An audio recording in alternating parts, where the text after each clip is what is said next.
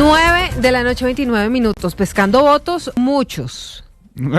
Muchísimos patos nadando en ese lago. Pescando votos, muchos. Yo creo que nos va a tocar cambiar la cortina, revueltísimo. ¿sabe? Porque dice, ¿quién está? La pregunta hoy es, ¿quién no está pescando votos? Bueno, pues por supuesto también está pescando votos el presidente Gustavo Petro, porque lo ha dicho en repetidas oportunidades y hoy no fue la excepción. Él quiere que su proyecto político se mantenga. Sí. ¿Cierto? No en cuerpo propio, sino diríamos en cuerpo ajeno. No, pues que se relija lo que el gobierno del cambio. Lo que se relige es el proyecto político, no Gustavo Petro la persona. Ya sea con Susana Muhammad, ya sea con Camilo Romero, bueno, está por verse quién va a llevar esa bandera. Uh-huh. Lo cierto es que había alguien que de hecho le va muy bien en las encuestas. De acuerdo. Pero que se estaba enfriando esa relación, eso parecía cada vez más lejano, más enfriado. Y bueno, pues sorpresa. Y en todo este camino, Lucas, honestamente, el presidente Gustavo Petro sí se había alejado mucho de Gustavo Bolívar. Muchísimo. Y es momento de hablar de los Gustavos, porque... Que fueron famosos, porque así se llamaron durante mucho tiempo. Sí, hay muchos videos, usted empieza a revisar las redes sociales de ambos. Claro. Y es que eran para arriba y uña para abajo. Uña y mugre en Estados Unidos, viajando por Colombia. Era, la verdad, Gustavo Bolívar el fiel escudero de Gustavo Petro. Y el presidente Gustavo Petro lo apoyó en su campaña a la alcaldía de Bogotá. Exactamente. Pues en todo caso esta relación, usted tiene la razón, se enfrió y mucho se dijo sobre cómo el presidente Gustavo Petro no quería que Gustavo Bolívar fuera el que sucediera ese proyecto político de la izquierda, pues que terminó llegando a la Casa de Nariño en 2022 a través del presidente Gustavo Petro. Sí. Pues parece que ya cambió de opinión el presidente y que la cosa está mejorando. Estuvo en Caloto, en el departamento del Cauca, habló de elecciones, de lo que va a pasar en 2026, de su intención de que un gobierno progresista vuelva a llegar al poder y oigan lo que dijo del otro Gustavo. Y queda un año y espero que vengan otros 4 años más. Ya la prensa ya debe estar titulando. Petro dijo que otros 4 años más.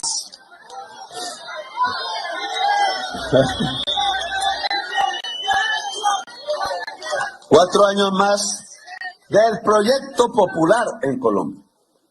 Y entonces, obviamente, eso implica volver a ser mayoría. Volver a ser mayoría no es que nos matemos entre nosotros. Le he pedido al tocayo Bolívar que nosotros no estamos para golpearnos entre nosotros. No estamos para golpear entre nosotros. Ahí le digo al tocayo Bolívar. Pero es que, porque hablamos de tensiones, si le parece, arranquemos con lo que pasó el 4 de febrero durante el primer Consejo de Ministros televisado, el que parecía una telenovela en vivo y en directo, en donde se sacaron los trapos al sol. Francia Márquez, Laura Sarabia, salió el uno, salió el otro. Gustavo Bolívar en ese momento acusó a la canciller Laura Sarabia de, Laura miente, presidente. Laura miente, presidente, exactamente. Vamos a ver qué fue lo que pasó. Mamá, usted presidente, yo a usted lo amo. Se lo digo con toda sinceridad. Y por usted hasta el último día, pase lo que pase.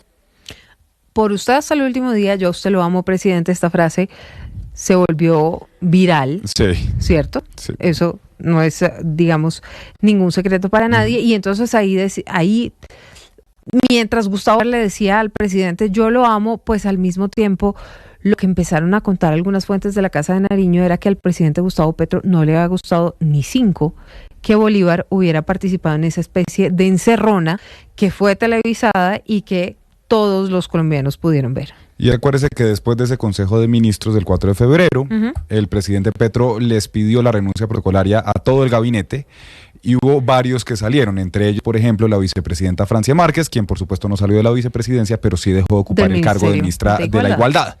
Salieron varios después de eso. Salió, por ejemplo, Alexander López. Y ahí en ese consejo de ministros, el presidente Petro, acuérdese que llamó sectarios a los petristas pura sangre, a los que no querían que ingresaran nuevas fuerzas políticas al proyecto y al gobierno, y les dijo: ustedes tienen que dejar de ser sectarios porque así no vamos a seguir. Y ahí, ese día, Silvia, yo creo que muchas cosas cambiaron en el gobierno a partir del 4 de febrero, y de esas, pues esa relación del fiel escudero de los dos Gustavos, que empezó a enfriarse cada vez más. Bueno, pero todos dijimos: yo a usted lo amo, presidente, y seguramente con esto ya la relación de los Gustavos sigue viento en popa.